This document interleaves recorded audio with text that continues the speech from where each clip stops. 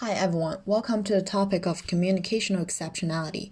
Generally, there are 5 types of communicational exceptionality. They are autism, deaf and hard of hearing, language impairment, speech impairment, and learning disability. This video is only going to focus on the first 2, which are autism and deaf and hard of hearing. Autism, a severe learning disorder that is characterized by A. Having disturbances in rate of educational development, ability to relate the environment, mobility, perception, speech, and language. B. Lack of representational symbolic behavior that precedes language. Students with autism tend to have basic traits, such as having difficulty in expressive and receptive communication, difficulties in natural imitation behaviors, social interaction, sensory disorders, and problematic behavior. Suspected etiologies of autism spectrum disorders. There is no single cause for having autism, and there is evidence for the contribution of neurological or biological factors to the autism syndrome. Scientific studies show that autism is genetically linked, and people with autism prone to have abnormalities in their brain. Students with autism tend to not look at objects when another person points at them, have trouble relating to others, or not have an interest in other people at all, avoid eye contact, want to be alone, and have trouble understanding others' feeling or talking about their own feelings. Students with autism also have some other common seeing behavior, such as repeating or echoing or phrasing said to them, having trouble adapting when a routine changes, and losing skills they once had. Students with autism may have unique needs with learning, social skills, and communication.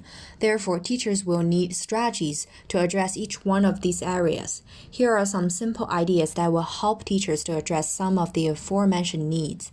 In most cases, educators needing information about a student will study the individual's educational records.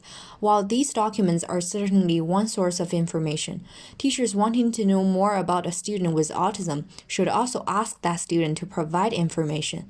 The teacher might get more concrete and up-to-date information from the conversation with student itself instead of merely reading the past documents. Moreover, in some classrooms, a handful of students dominate small group conversations and whole class discussions. While it is important for these verbal and outgoing students to have a voice in the classroom, it is equally important for other students, including quiet students and students with autism, to engage.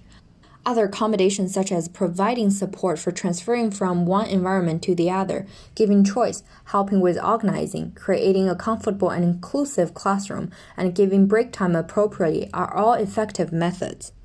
Deaf and hard of hearing is an impairment characterized by deficits in language and speech development because of diminished or non-existent auditory responses to sound.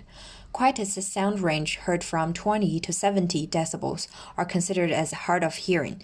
70 to 90 decibels are considered as deaf. Corresponding to the table on the right-hand side of this slide, you will find out that each student's needs and difficulties are varied depends on their own situation. There are many determinants for deaf and hard of hearing, such as congenital factors, acquired factors, genetic causes, prenatal causes, postnatal causes, and postlingual causes. Instructional strategies for students with deaf and hard of hearing are also varied, depends on the time and deaf level. For students in early childhood, a language-rich environment can be significantly helpful, providing graphic organizers, which are worksheets with visual representation of tasks, augmented input, and talking about deaf culture or role models are very useful in many different aspects for students are deaf or having hard of hearing. Thanks for watching. Hope to see you in the next video for the other 3 types of communicational exceptionalities.